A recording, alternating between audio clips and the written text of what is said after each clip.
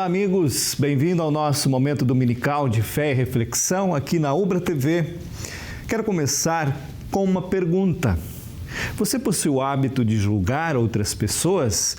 Tipo dizer que tal pessoa merece isso ou aquilo? Tal pessoa merece pagar pelo que fez ou algo assim? Pois é sobre julgamento e acolhimento que queremos refletir agora. Está começando o programa Toque de Vida. Fique com a gente. Eu sou o pastor Dyson, da Congregação Castelo Forte de Canoas e capelão do Hospital Universitário. É com muita alegria que convido você para refletirmos sobre duas passagens bíblicas. A primeira leitura encontramos em Lucas 19, versículos 1 a 10, que nos traz o diálogo entre Jesus e um cobrador de impostos chamado Zaqueu. A segunda leitura é o Salmo de número 130, um salmo que nos ensina a pedir perdão pelos nossos pecados ao nosso Deus. Então convido você para me acompanhar nessa reflexão. Venha comigo.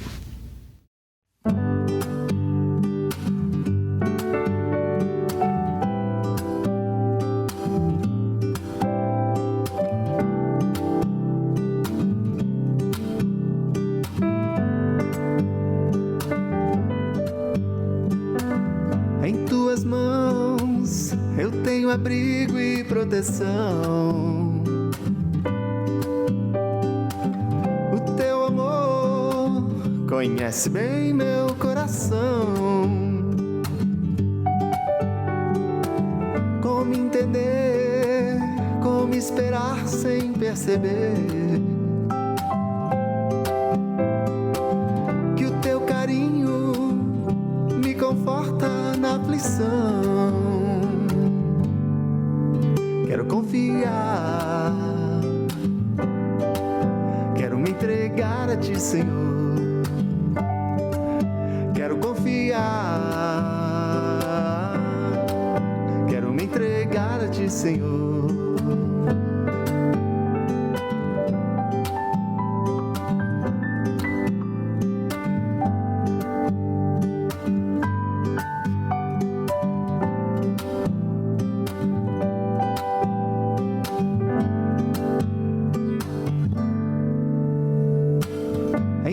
Mãos eu tenho abrigo e proteção,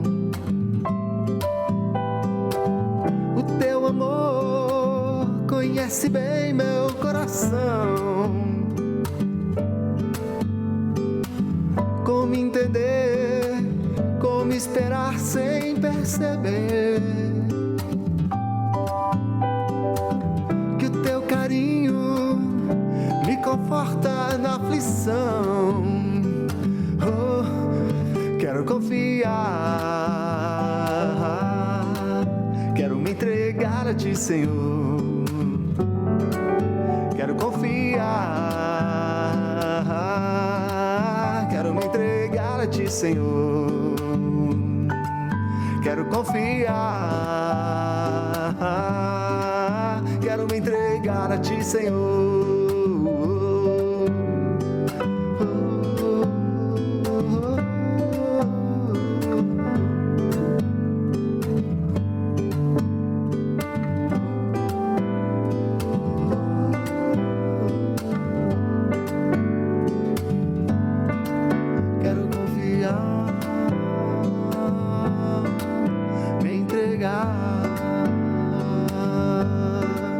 Quero confiar, me entregar.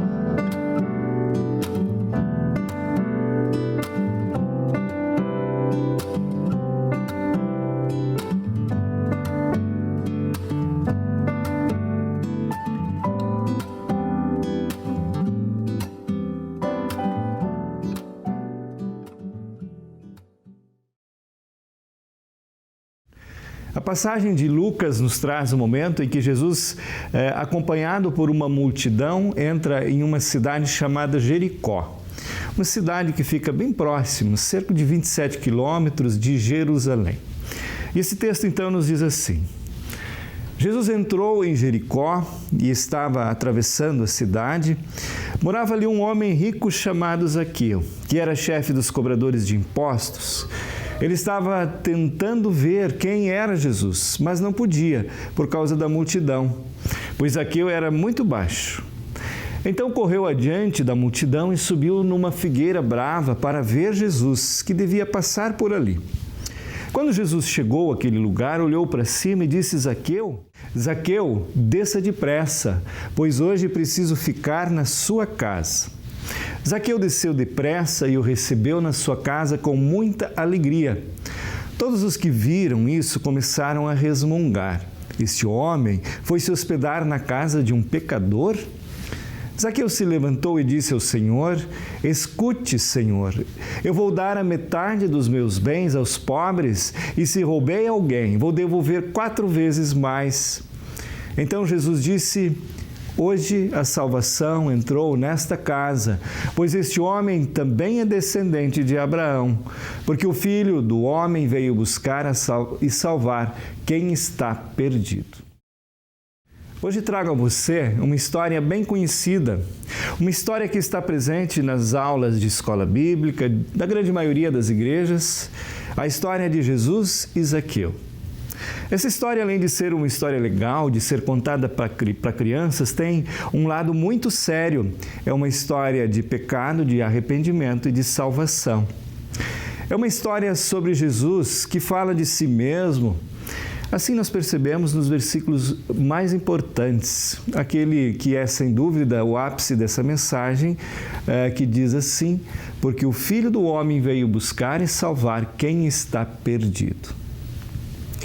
Eu lembro que Jesus estava caminhando de Jerusalém, em direção a Jerusalém, uma caminhada de mais ou menos 190 quilômetros, por onde ele ia ensinando pessoas, fazendo milagres, e por isso uma multidão o acompanhava, caminhava junto com ele. E nos diz o texto que nesta caminhada chegaram a uma cidade chamada Jericó. Entrando nessa cidade, um homem chamado Zaqueu queria muito vê-lo, mas não conseguia ver por entre a multidão. Isso também porque ele era pequenininho. Mas Zaqueu também era esperto e por isso ele subiu numa árvore para ver Jesus. E quando ele sobe na árvore, ele vê Jesus, mas ao mesmo tempo Jesus também o vê. E quando vê, diz: Ei, Zaqueu, desce daí depressa, hoje quero jantar contigo. Até aqui tudo certo, realmente uma história bem legal para se contar para crianças. Se olharmos mais de perto, vamos perceber alguns detalhes interessantes. Primeiro, como que Jesus sabia o nome de Zaqueu? Afinal, Jesus o chama pelo nome. E pelo que sabemos, eles não se conheciam. Alguém pode dizer assim: mas Jesus é Deus. Tá, mas a gente sabe que Jesus usava sua natureza divina de vez em quando, principalmente quando fazia milagres, mas não há registros de que ele usava para saber nome de pessoas. O mais provável é que Jesus conhecia porque ele era um homem muito conhecido. Ele era o chefe dos cobradores de impostos. Naquele tempo funcionava mais ou menos assim. O Império Romano, quando chegava e dominava uma região, deixava aquele povo com suas crenças, seus costumes, com o seu modo de trabalhar e tudo. Apenas exigiam impostos ao imperador. E isso da pior forma possível, se fosse necessário.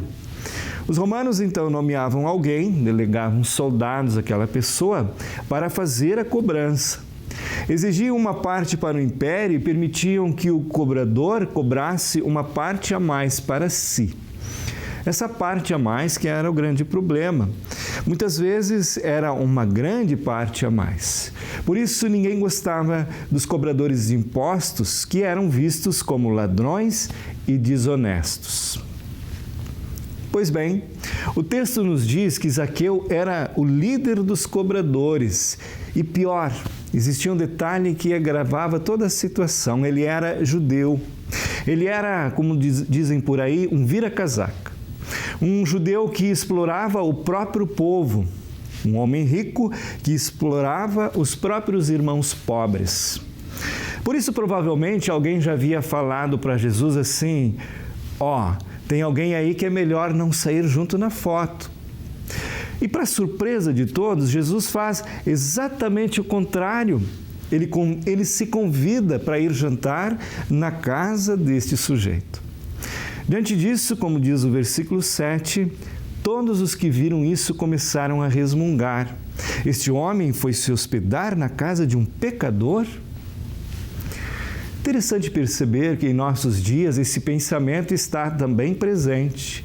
Algumas pessoas julgam outros por seus atos e acreditam que quem comete certos tipos de pecados não pode ser visitado por Jesus. Para pessoas, tanto daquele tempo quanto do nosso, que pensam que uma pessoa não pode ser aceita por causa do tamanho do seu pecado, vale lembrar palavras ditas por Jesus em outra ocasião, quando ele disse assim: em verdade vos digo que publicanos e meretrizes vos precedem no reino de Deus. Voltando ao texto, Jesus se convida então para jantar com Zaqueu. Isso porque ele gosta de sair com pecadores. É sua oportunidade de chamá-los de volta para a casa de Deus, de chamá-los ao arrependimento e à fé. Fé nele mesmo, o Salvador dos pecadores. E quando Jesus chama o pecador Zaqueu, a resposta de Zaqueu transborda em alegria. E ele diz: escute, Senhor, eu vou dar a metade dos meus bens aos pobres, e se roubei alguém, vou devolver 4 vezes mais. Ao qual Jesus responde: hoje a salvação entrou nesta casa. O que causa esta alegria de Zaqueu? Porque ele recebe Jesus com tanta alegria, a ponto de ser capaz de abrir mão de sua fortuna? É porque Jesus vem trazendo perdão para aquela casa. É disso que Zaqueu precisa e é isso também que nós precisamos. E como resposta ao perdão, à aceitação de Jesus, Zaqueu então se liberta daquilo que fazia dele um homem perdido. Se liberta do seu pecado, que era o amor pelo dinheiro. No lugar do pecado, então, fica o arrependimento. Jesus tem esse efeito nas pessoas. Ele retira o pecado do coração das pessoas e no lugar dele coloca uma pérola que vale mais do que muitos bens, vale muito mais do que todo o dinheiro do mundo, uma pérola chamada perdão. E ele a dá gratuitamente. Agora, algumas perguntas a você que me assiste. Qual o pensamento que povoa a tua mente? O que você pensa quando vê alguém perdido em seu pecado? A exemplo de um político que desvia impostos, algo que é tão comum hoje em dia? O que você pensa quando um menino ou uma menina se prostitui? O que você pensa quando passa por alguém que está vendendo cocaína ou maconha na praça? Saiba que Jesus quer ir jantar na casa daquela pessoa. Jesus quer dizer a ela também: hoje a salvação entrou na sua casa.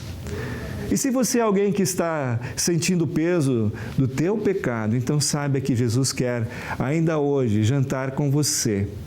Ele quer lhe dizer: a salvação entrou na tua casa. Mais uma pergunta. Zaqueu percebeu sua necessidade de perdão. E você, tem percebido a sua?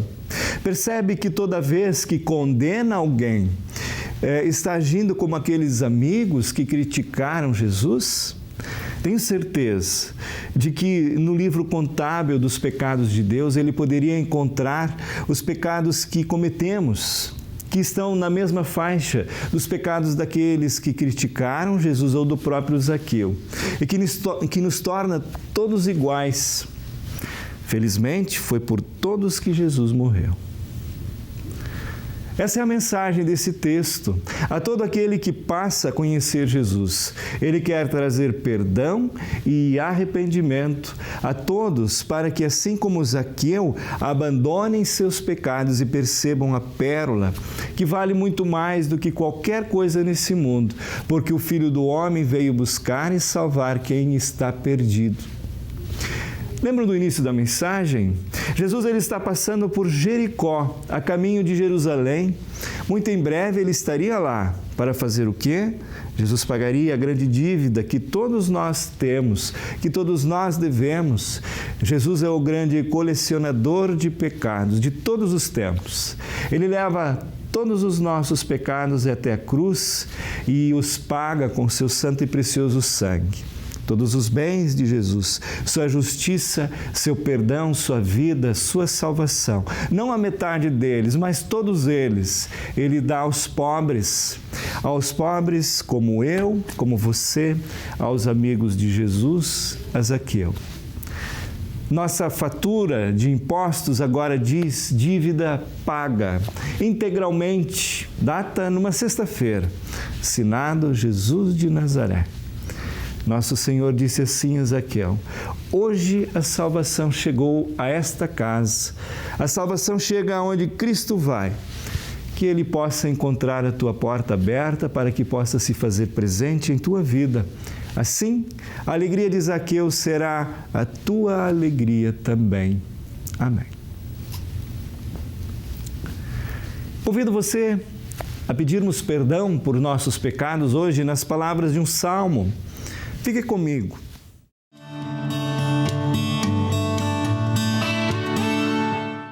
Os salmos estão registrados nas Sagradas Escrituras, escritos por vários autores, e eles representam pedidos, eles representam louvores, lamentos, profecias, orações. São palavras que atravessam o tempo e chegam até nós, nos ensinando como e onde buscar ajuda diante de nossos medos, diante de nossos sofrimentos e angústias. Nessa manhã, o salmista nos empresta as suas palavras para falarmos com Deus e colocar nele a nossa esperança. O Salmo 130 nos diz assim: ó Senhor Deus, eu te chamei quando estava em profundo desespero. Escuta o meu grito, ó Senhor, ouve o meu pedido de socorro. Se tu tivesses feito uma lista dos nossos pecados, quem escaparia da condenação? Mas tu nos perdoas e por isso nós te tememos. Eu aguardo ansioso a ajuda de Deus, o Senhor, e confio na sua palavra. Eu espero pelo Senhor mais do que os vigias esperam o amanhecer, mais do que os vigias esperam o nascer do sol. O povo de Israel põe a sua esperança em Deus o Senhor, porque o Senhor é amor e é fiel, e Ele sempre está disposto a salvar. Ele salvará Israel, o seu povo, de todos os seus pecados. Querido amigo, o Salmo 130 nos convida a pedir perdão por nossos pecados, nos convida a olhar para o alto e colocar diante de Deus os nossos erros e descansar nos braços do Deus verdadeiro, poderoso, Criador do céu e terra. Colocar toda a esperança naquele que tudo pode e que nos fortalece em momentos de aflição. Assim sendo, se você estiver firmado na certeza de que Deus te perdoa por causa da morte de Cristo na cruz, eu posso te anunciar essa graça. Hoje a salvação chegou à tua casa. Os teus pecados estão perdoados. Em nome do Pai, do Filho e do Espírito Santo. Amém. Essa foi a mensagem desse nosso domingo. Fique ainda com a gente, continuamos com o nosso Momento Toque de Vida. Um grande abraço a você, que Deus te abençoe e acompanhe.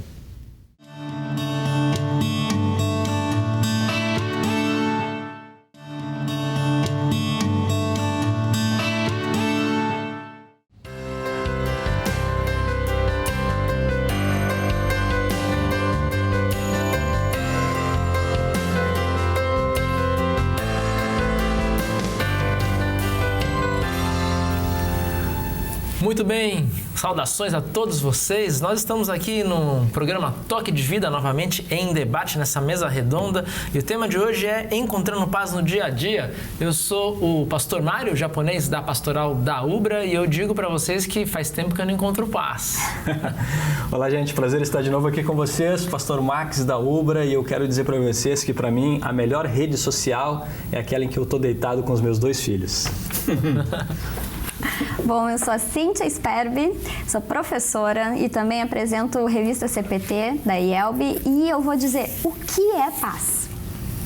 Eu sou Wilson Regina, pastor capelão auxiliar, psicólogo, gestor de pessoas e não sou japonês. Não é japonês, tá certo. Muito bem. A gente tem 2 pastores alemães aqui. A Cíntia falou num dos programas passados, que ela tava com medo dos pastores. Muito! Né? Mas pastor alemão só tem 2 aqui. Eu sou japonesa no morro. Né? Ah, ele é genérico, então tá mais tranquilo. Me identifico então, pastor. Legal.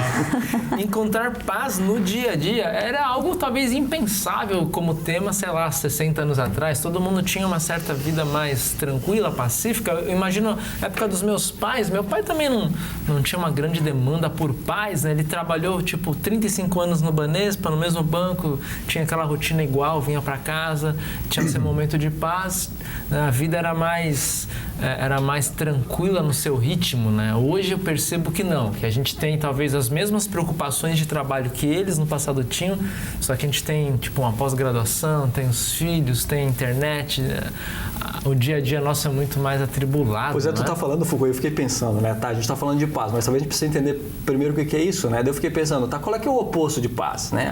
De repente a primeira palavra que vem na mente é guerra, né?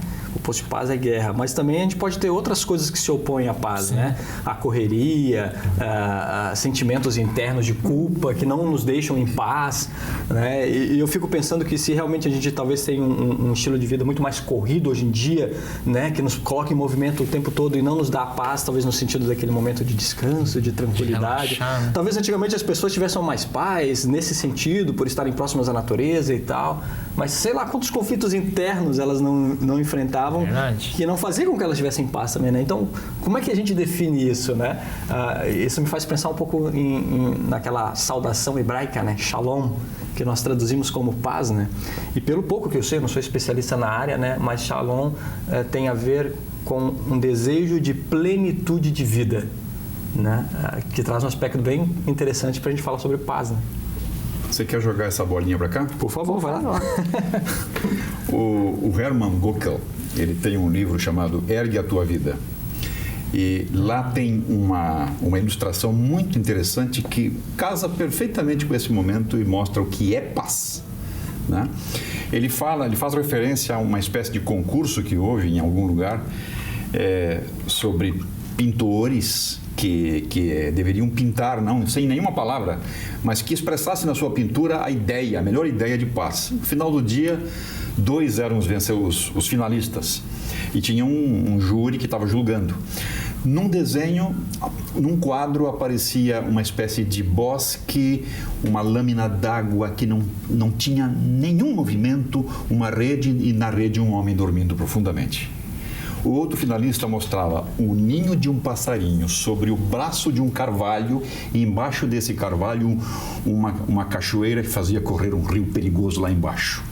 Eu preciso perguntar qual dos 2 foi o vencedor? Claro que foi o do ninho do passarinho. Por quê? Os jurados chegaram à seguinte conclusão: porque paz não significa ausência de problemas. Paz significa equilíbrio psicofísico, espiritual, em meio aos problemas. Então, o passarinho tão frágil, num ninho mais frágil que ele ainda, mas em cima de um braço poderoso de um carvalho, embora ali embaixo corria uma vida extremamente perigosa. Eu acho que o importante disso é, primeiro, como que você vai trabalhar com a paz se você não sabe o que é a sua paz? Então, tá bem aí o que o pastor Regina falou, de saber da sua paz. Às vezes, as pessoas precisam trabalhar 3 vezes por semana e ter um tempo maior de descanso, porque isso vai dar paz. E, de contrapartida, tem pessoas que são enlouquecidas por trabalhar, por estudar, e aquilo ali tá super bem. Eles conseguem manter uma adaptação perfeita e muita harmonia naquilo ali. Então, para primeiro, pensa, respira, o que é a tua paz? O que te deixa em paz? O que te faz bem? Isso, tu falando assim, me lembra uma outra frase que eu vi, eu acho que ela é bem interessante, né? Que ela diz o seguinte: o que diferencia as pessoas não são os problemas que elas enfrentam, mas a maneira como elas encaram esses problemas. Exatamente. Então, tu está falando da tua paz. Como é que eu estou encarando o que está ao meu redor, né? Porque eu já conheci realmente, de fato, situações, por exemplo, de um rapaz que ele torceu o pé num jogo de futebol durante a semana, que o impedia de participar de um campeonato no fim de semana. E isso fez com que ele se sentisse a pior de todas as criaturas, porque ele não ia poder participar do campeonato, né? Começou a história também de um professor meu, em que ele era visitado no hospital, já se sabendo que ele estava se aproximando do momento de fim de vida dele, pela doença que ele estava enfrentando, e as pessoas iam até o hospital para levar conforto, consolo para ele, né? E elas saíam de lá. Eu vim aqui trazer conforto para ele e eu saí confortado pela maneira como ele estava encarando esse momento assim tão marcante da vida dele, né? Ou seja, a paz às vezes não depende tanto das condições externas, né? Mas da forma como a gente encara a vida ou encara os problemas, né? E acho que nesse ponto, né, biblicamente falando, Jesus, ele fala: eu deixo com vocês a minha paz vos dou, não como o mundo dá, né? Então Jesus faz uma diferença entre a paz que vem dele e a paz que a gente pode ter no mundo, que pode ser essa paz de ausência de guerra, essa paz de relaxar, que aí sim, todo mundo alcança isso de alguma forma nesse mundo, né? Mas a paz de Jesus, eu acho que aponta sempre para a vida que há de vir, né? E para aquilo que ele fez na cruz. Então, nos tira um pouco de centrar a nossa existência nessa vida aqui. Então, a gente vive aqui, tem que correr, tem que fazer um monte de coisa, mas a gente sabe que o que importa mesmo, né? Tá em outra existência, está nessa existência, mas na verdade numa outra faixa de vida, né? Que a gente faz aqui e que a gente faz na eternidade, né? Existe um outro livro que eu quero citar, Francis Collins, que é o pai do projeto Genoma. No livro dele, A Linguagem de Deus, ele vai dizer que num determinado momento do seu desempenho profissional como médico, ele passou a visitar a ala dos que estavam com a terminalidade da vida na iminência. E ele também, como você falou, ele entrava para oferecer algum conforto e saía de lá não só consolado, confortado, como também instigado. Porque eles diziam assim: doutor, o senhor leu todos os grandes cientistas do mundo para o senhor ser o que o senhor é, mas o senhor não leu os principais, o senhor não leu os evangelhos. Se o senhor lesse os evangelhos, o senhor entenderia por que nós estamos bem. Daqui a pouquinho vamos estar nos braços do Pai. Vou ter medo disso? Vamos ter medo disso? Imagina. E a partir daí, ele começa a fazer um link entre o projeto Genoma, que é um dos projetos mais incríveis que tem nos últimos tempos nas pesquisas médicas, e ele linka isso com a fé cristã. Né? Até foi um ex-presidente americano que sugeriu: já que você está nessa, então põe aí a linguagem de Deus nesse teu projeto. E é esse o nome do livro. É o título do livro, né? É interessante você fala dessa questão da fé, né Wilson? E especialmente nessa conexão com os evangelhos, né? Porque daí quando a gente fala sobre paz, me parece que a fé se torna um elemento importantíssimo para a gente falar sobre a construção dessa paz. Porque uma das coisas que a fé faz, ela muda a nossa perspectiva de vida, ela muda a nossa maneira de entender o mundo, né? Não é à toa que se usa para conversão, né? Para aquele processo de alguém que não queira, que passa a crer, a palavra metanoia, né? A palavra mudança de mente, onde a gente não vê as coisas simplesmente através da nossa maneira limitada, mas começa a aprender através da ação de Deus, o Espírito Santo na nossa vida, a também perceber e entender a nossa vida, a nossa realidade a partir da perspectiva de Deus, né? Isso me faz lembrar C.S. Lewis, né? Um cara que eu acho muito bacana, que a gente precisaria de ler mais C.S. Lewis no Brasil. Ele é muito lido em inglês fora do Brasil, a gente precisaria ler mais, e tem vários livros aí dele traduzidos em português. Quem está nos ouvindo, não perca a oportunidade. Ele uma vez foi convidado para palestrar a respeito justamente do papel da fé na vida das pessoas, numa época em que a fé, a religiosidade era algo assim estético, bonito para se ver, né? E ele traz então uma fala que para mim é muito marcante, né? Ele diz o seguinte: eu creio no cristianismo assim como eu creio no sol. Não apenas porque eu o vejo, mas porque através dele eu vejo todo o resto.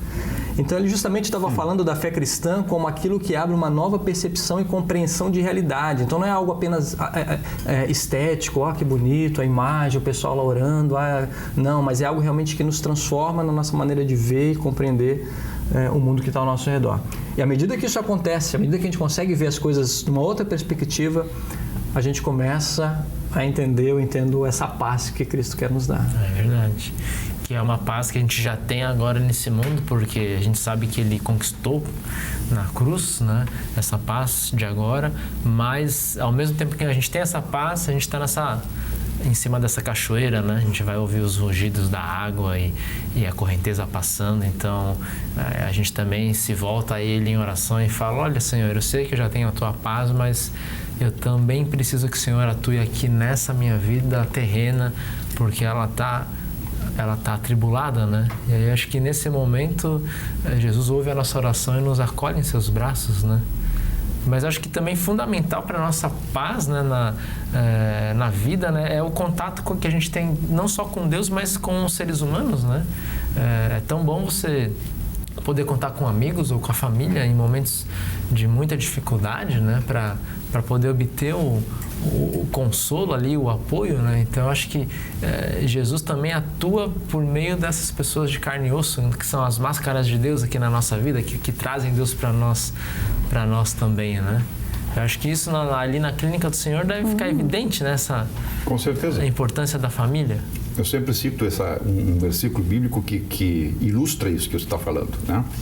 Diz ali, num dos textos antigos dos Provérbios, diz lá: um olhar de amigo faz bem até para os ossos. Quer dizer, boas notícias e um olhar de amigo faz bem até para os nossos ossos. A coisa não é somente etérea, ela é física também. Ela é física, ela é espiritual. As coisas, elas estão misturadas. O ser humano é assim, né? Eu não sou somente alma e espírito, também não sou só corpo. Eu sou as duas coisas. Verdade. Exemplo de Jesus, nosso mestre, né? Ele poderia ter feito tudo sozinho? Imagino que poderia, né? Mas ele escolheu pessoas para estarem do lado dele, para auxiliar, para ouvir ele, para estar junto dele. Por que nós vamos querer fazer as coisas sozinhos, né? E daí entra muito essa questão de a gente saber dos nossos limites, de se é algo que nos faz muito mal, já vira algo patológico, por exemplo, procurar por pessoas que podem nos auxiliar isso, mas ter amigos que estão por perto, saber que eu preciso de uma família. Então, é importante isso. Eu vou convidar ainda, gente, antes da gente continuar na nossa conversa, para trazer a sua opinião também, o Francisco Lopes, aqui de Canoas, que vai nos falar um pouco sobre esse tema também e vai nos dar a oportunidade de reagir também à fala dele. Meu nome é Francisco Elias Lopes, sou coordenador do projeto Compartilhar, e falar da paz nas correrias dos dias de hoje é um tema bem difícil. Às vezes eu fico pensando assim: vou encontrar a paz no final de semana, vou encontrar a paz no feriado, vou encontrar a paz nas minhas férias, aí vai terminar as angústias, os sofrimentos, vou ficar tranquilo. Nada disso. Volto na correria e continuo assim.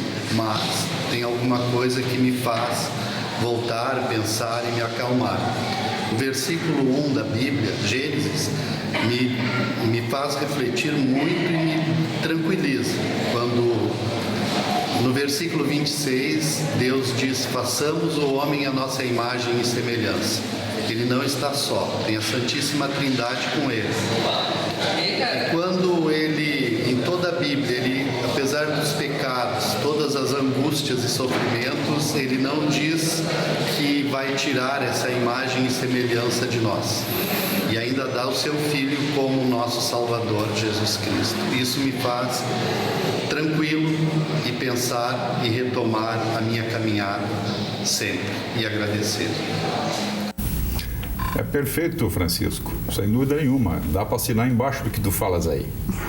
Eu sugeriria o início da frase, em vez de dizer assim, ó, eu procurei a paz no feriado, eu procurei a paz nisso ou naquilo, talvez a gente pudesse refazer essa frase dizendo: a paz me encontrou.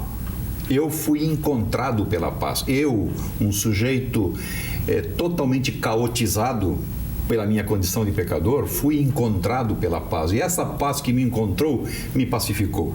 Fez de mim alguém equilibrado num mundo absolutamente caótico. Uma última coisa que eu quero conectar aqui, e isso eu aprendi também com o Augusto Cury, numa das suas obras. É fantástico o que ele diz a respeito do Jesus no Getsemane.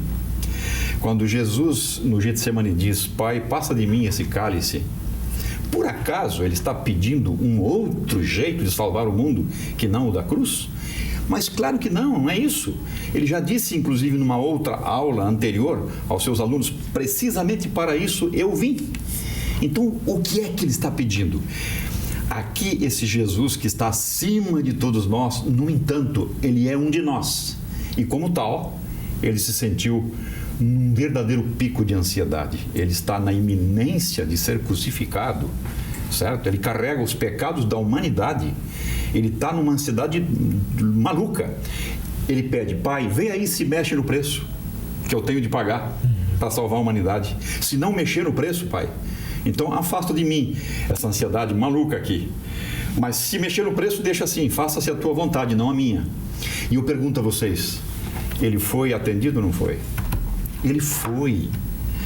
A Escritura não diz: então vieram anjos e o confortaram e o consolaram? Olha só a postura dele depois desse episódio. É um Jesus altivo, de cabeça erguida, que vai até a cruz. Ele só vai baixar a cabeça quando ele vê que tudo está cumprido, e então ele rende o seu espírito e dá a sua vida por nós. Eu acho genial isso aí. Uma perspectiva bem interessante. Essa. Então, o cálice era a ansiedade. A ansiedade, um pico enorme de ansiedade. Agora, eu acho que muitos que estão conosco se sentiram até mais tranquilos, porque a ansiedade é a palavra, né, gente? Sim, com certeza. Como não nos tira ter... a paz. Que nos tira um Com pouquinho certeza da paz, porque como não ser ansioso nesse mundo que nos pede muitas coisas há muito tempo, é numa Tudo pra rapidez, ontem, né? tudo pra ontem. Inclusive é a antessala da depressão. A Exatamente. ansiedade. O Lao Tse, né, que era um sábio chinês, já dizia, né, que ansioso é aquele que vive no futuro, né? Então, acho que é isso. A gente sempre está tentando responder às expectativas futuras no agora, ou os prazos futuros Vive no estão futuro perto de vencer, com né? base no passado. Né? Vive no futuro com base no passado. É verdade. Eu brinco muito com os meus alunos, sabe? Quando eu digo pra eles assim, ó, parem de pensar o que vocês querem ser. Né? Até porque eu dou aula até o 5º ano, né? Então, assim, ó, pensem o que são agora, o que vocês estão aprendendo agora, o que vocês estão conhecendo agora. Esperem, lá mais tarde vocês pensam um pouquinho, eu quero ser isso, aquilo, até porque eu sou exemplo vivo. Eu comecei querendo fazer pedagogia, aí parei, aí fui fazer gestão de pessoas, e aí daqui a pouco já tô dentro de uma sala de aula de novo. Então, pensem no agora, não pensem, né? Não deixem suas crianças, seus adolescentes enlouquecerem que querem ser, querem não ser, né? Não, aproveita o tempo agora. O 5º ano não vai voltar, o 4º ano não vai voltar, né? Faculdade tu pode fazer quantas tu quiseres, né? Hoje a gente tem tantas ofertas de faculdade, de plataformas diferentes, mas um 5º ano que a gente faz uma saída pedagógica maravilhosa, às vezes, longe da mãe um dia inteiro. Então, assim, aproveitem o agora. A gente tem essa, né? Foca muito no passado e no futuro, que não nos pertencem, e esquecemos aquilo que nós temos, que é o presente, né? Tem uma fala que eu gosto muito, um ditado que eu acho que ele fala mais ou menos assim: o ontem é história, o amanhã é mistério, o hoje é dádiva, por isso nós o chamamos de presente, né? E com essa frase eu convido agora para também trazer a sua opinião para nós o Robson Kaufmann, que nos fala lá de Goiatuba, no estado de Goiás. Olá, tudo bem? Nós estamos falando sobre paz, né? Buscar paz na correria do dia a dia. Realmente, o nosso dia a dia é de correria. Nós acordamos cedo, trabalhamos um dia inteiro, chegamos tarde, às vezes em casa à noite, e ainda vamos dormir tarde. Isso cansa, isso nos esgota. E aí nós queremos um momento, queremos buscar em algum lugar a paz. Eu, particularmente, eu gosto muito de desabafar, de compartilhar com alguém aquilo que está me afligindo, incomodando, e eu faço isso normalmente com algum colega próximo, algum amigo que eu tenha, muitas vezes até com a própria família, com a minha esposa, eu compartilho. E por quê? Eu lembro de um Salmo 32, o salmista diz assim: enquanto eu calei o meu pecado, envelheceram os meus ossos. Claro que ele está falando de pecado, mas é preciso exteriorizar aquilo que nós sentimos para buscar um certo alívio, um certo descanso. E nesse diálogo, nessa conversa, muita coisa boa aparece, né? Nós temos a oportunidade ali de encontrar orientação vindo da parte de alguém. Que Deus nos abençoe e que nós possamos sempre compartilhar também. Me parece que, de certa maneira, a fala do Robson está bem conectada ao que o Wilson falou antes, quando ele mencionou Jesus no Getsemane, né? Jesus, então, ele estava ali botando para fora, né? Aquela angústia, abrindo o coração naquele momento tão pesado que ele estava vivendo, né? Que acho que é uma prática que a gente perdeu na nossa igreja um pouco, né? Que os católicos ainda retêm um pouco, que é você ter um confessor, né? Você ter aquele padre ou aquele pastor ou um amigo que você fala tudo, até dos seus erros mais íntimos, né? E acho que esse ato de desabafar é bom e ainda tem uma vantagem porque você é absolvido, você recebe a absolvição, né? Então, acho que os cristãos antigos que já tinham essa prática da confissão individual ali já recebiam a paz nessa conversa mano a mano, né? Aliás, Lutero disse que ele temia que um dia chegaria o tempo em que se esqueceria do privata absolutio, isto é, da concessão de perdão em caráter privado após uma confissão.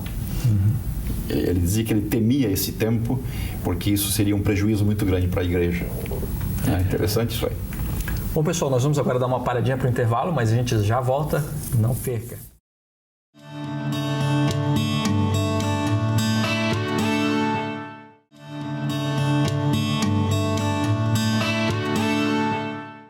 Muito bem, então a gente volta aí encontrando paz no dia a dia. Vimos que a paz que Cristo dá é diferente, né? Mas algumas pessoas têm perguntas sobre como encontrar a paz, né?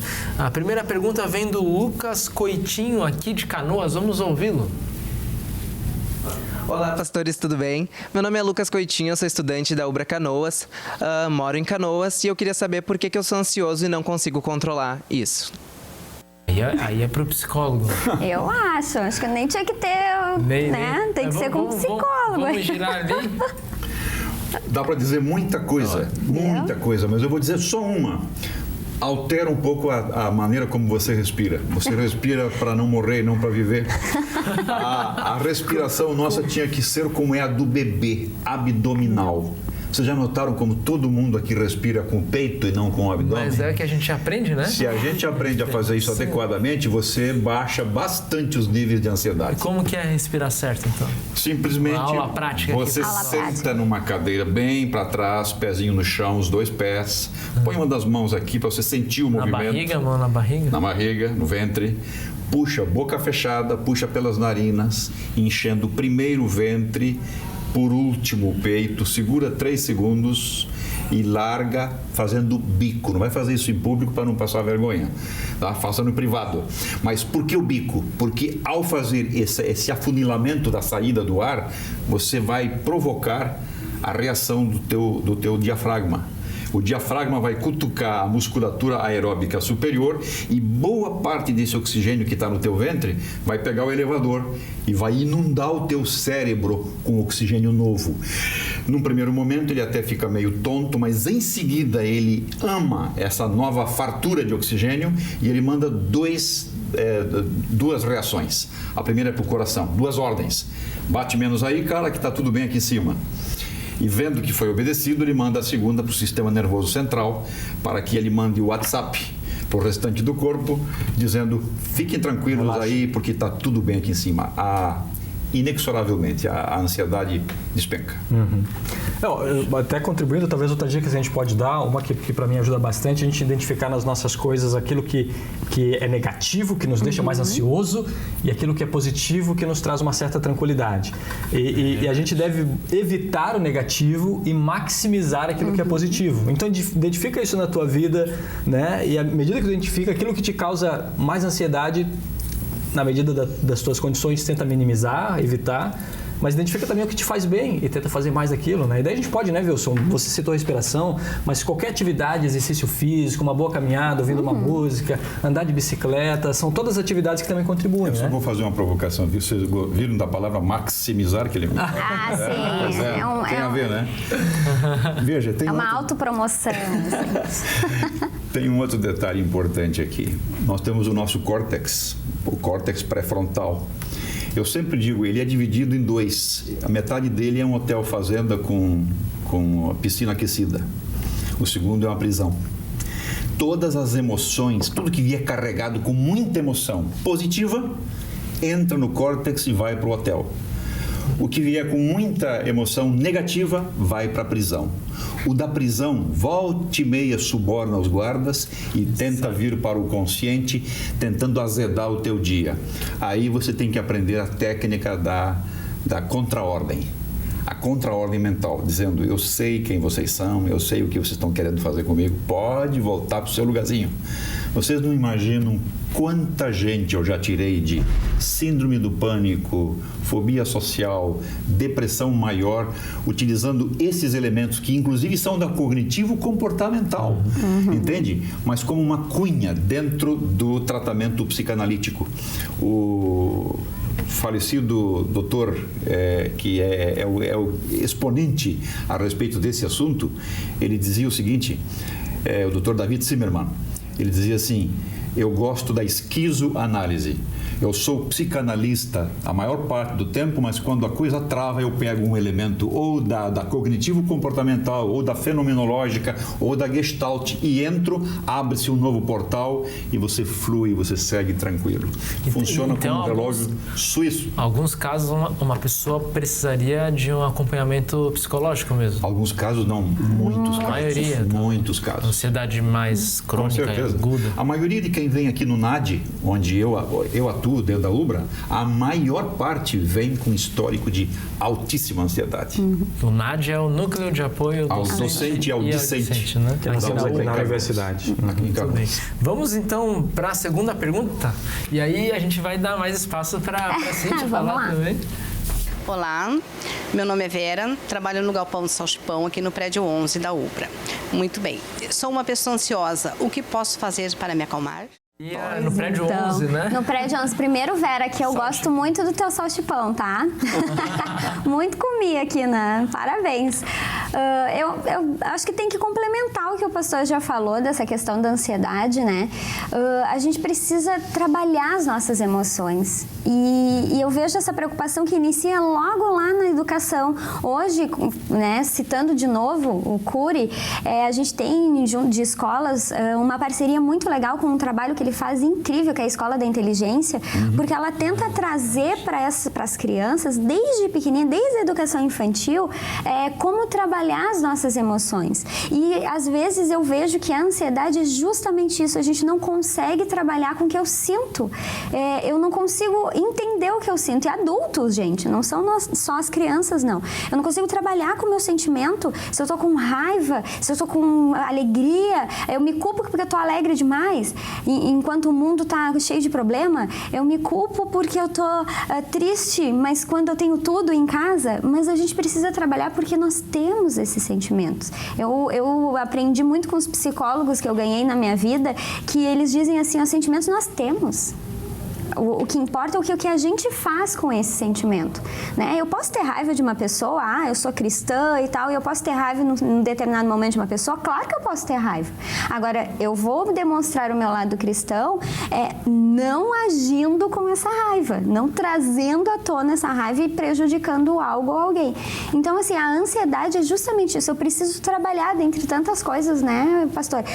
Eu preciso trabalhar com isso. O que me provoca demais isso? Né? E a questão de trabalho também. Às vezes eu estou num trabalho, isso está me trazendo mais malefícios do que benefícios. Eu preciso rever isso. Por que não ir para outra coisa? Por que não fazer algo? Né? Fiz uma faculdade, mas eu não estou feliz. Isso não está me trazendo o retorno que eu queria, e de repente eu vi uma situação lá no Toque de Vida que falaram de trabalhar em tal coisa. Eu vou lá e vou fazer. Então, trabalhar isso dentro de si. A ansiedade, a gente precisa trabalhar a ansiedade. Todo mundo tem ansiedade, né? Eu fiquei super ansiosa de vir aqui hoje, porque o pastor Max disse, não, é bem tranquilo. Mas não é tão tranquilo assim. Mas já passou a ansiedade? Não, né? já passou. No momento que eu cheguei, tomei a aguinha aqui, ó, já passou a ansiedade. Tá certo. Mas eu vejo, né, a Vera, eu vejo assim, trabalhar isso dentro de ti, respirar, ter um lado de fé, né, um lado espiritual assim fortalecido é tão bom, às vezes a gente está com questionamentos, eu sou uma que eu às vezes estou com umas questões assim, eu abro a Bíblia, dou uma lida, nossa, parece que a resposta é direta para mim, parece que o Espírito Santo tá ali, ó, leia isso, menina, e vá lá. Então assim, ter essas questões espirituais, hoje as pessoas Elas vivem muito as coisas muito de vida, de mundano e tal. E esquecem um pouco disso, mas a gente precisa ter fé em algo, ter fé na gente. Nós somos as primeiras pessoas a ter fé em nós mesmos, né? Se nós não acreditarmos em nós mesmos, como é que a gente vai esperar que os outros acreditem em mim, né? Então, assim, é trabalhar esses sentimentos dentro da gente. Não é fácil, às vezes a gente precisa de ajuda, como o pastor estava falando. Eu acho que isso, né, de você também buscar, você vai lá no culto, na igreja, você ouve no perdão, você ouve o evangelho de Jesus que morreu por nós, né? Isso nos dá não paz ali só para aquele dia, mas dá paz para a vida, né? Para a gente suportar as correrias e as ansiedades do dia a dia, né? Isso eu posso complementar, não nos cobrar tanto. Eu acho que hoje a gente vive gerações que se cobram muito, porque vivem num acesso tão fácil de internet. Por exemplo, as redes sociais, parecem tão lindas as vidas da gente nas redes sociais, né? Obviamente a gente só coloca lá as coisas boas que acontecem, a gente não coloca as coisas ruins, nós não somos exemplos de nada. E as pessoas se cobram muito. Ai, comprou tal coisa, ai, adquiriu tal coisa, ai, ela tá fazendo isso, ai, ela fez aquilo. Mas assim, não se cobrem disso. Nós temos a nossa vida, e se a sua vida é tranquila assim, né? Claro, se você almeja algo, vá, lute, mas não se cobre. A cobrança é diferente de querer algo, né? Querer algo... entre desejo e cobiça. Exatamente, né? Desejar não é problema, mas cobiçar, isso sim. Mas hoje, nesse mundo que você tem vários coaches de alta performance, eu confesso que quando eu ouço isso, eu fico assim, que tipo de mensagem o mundo está passando, né? Você tem que viver em alta performance. Exatamente. Tudo. Então, a gente vive num mundo que a nossa cobra sociedade muita não cobra em velocidade. vários aspectos, né? Cobra beleza física, cobra sucesso profissional, cobra, né? E às vezes a gente realmente vive a ansiedade de querer tentar alcançar esses altos padrões e simplesmente não consegue, né? Não consegue. Então tem a ver também com o processo de aceitação, né? De aceitação de quem nós somos, reconhecer, obviamente, as nossas potencialidades, mas também aprender a lidar com os nossos limites, né? E até ajudar nossos filhos e esposas e maridos a também aceitar essas limitações, né? Não cobrar deles o que eles não podem dar. Né? Eu tenho lido um pouquinho a respeito do poder do elogio. O elogio tem um poder fantástico porque ele te mantém em alta. O problema está no perigo do elogio. Sabe? Quando você quer se superar ad infinitum, aí entra de novo a frustração, porque você nunca vai conseguir chegar lá onde tu imagina que seja o teu limite. As pessoas não conhecem mais o seu limite, né? E quando alguém conhece o seu limite e trafega dentro dele, você tem um padrão de normalidade, de saúde mental, psicofísica, espiritual. Mas quando você extrapola e você nem se dá conta disso, aí entra a patologia, entra a doença, tudo mais. Então, conhecer o limite também é o segredo. Claro que sim, claro que sim. Então, e por que é tão difícil a gente reconhecer? Eu acho que a gente não pensa nisso. Ninguém nos desafia a pensar nisso. Por isso que eu acho que a terapia não é só coisa para doente. É para gente saudável não ficar doente. Eu chamo isso de terapia preventiva. Ou para viver melhor, né? Também, mas você pode ainda potencializar isso na sua vida. Vocês já notaram que daqui para baixo, olha, dos óculos, dos olhos para baixo, todo mundo aceita ir ao médico, ir lá em busca. Daqui para cima é que é o problema. Ninguém assim. E, no entanto, a central de comando de tudo está aqui em cima. Está tudo ali, né? É verdade. Pois bem, pessoal, a gente está chegando ao final do nosso programa. Foi um prazer muito grande estar com vocês. Eu espero que quem está nos ouvindo, tudo que a gente conversou aí, possa ajudar vocês a lidar com ansiedade. Se a gente puder ajudar em qualquer situação, entre em contato conosco. O e-mail nosso é pastoral@ubra.br. A gente está à disposição de vocês. Um abraço a todos. Chupamos cana, assobiamos e dançamos. Gostei da dança. E eu respira, mas não pira. Tá certo. Essa foi boa.